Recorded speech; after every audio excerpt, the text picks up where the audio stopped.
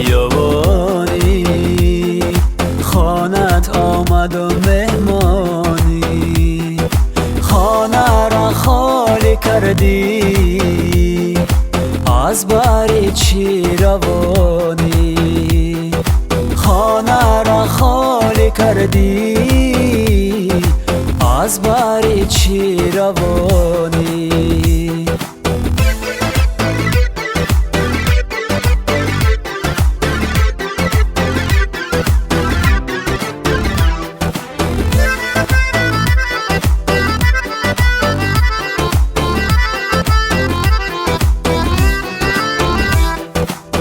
لب دریای آوان شیشتنم شید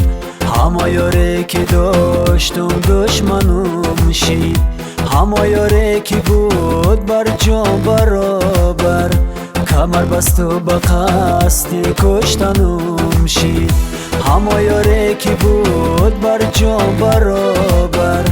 کمر بست و به قصد کشتنم شید ای بانوی یوانی خانت آمد و مهمانی ای بانوی یوانی خانت آمد و مهمانی خانه را خالی کردی از باری چی روانی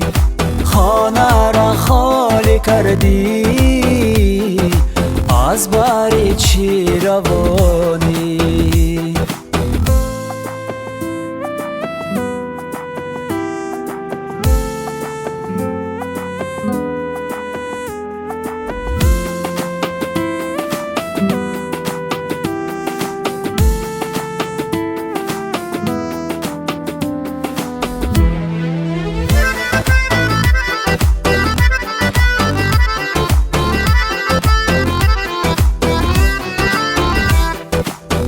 لب دریا بیایم هر پگاهی کنه فریاد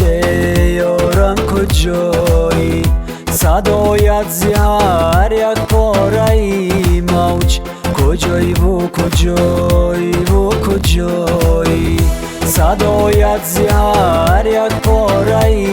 موج کجایی و کجایی و کجایی ای بانوی یوانی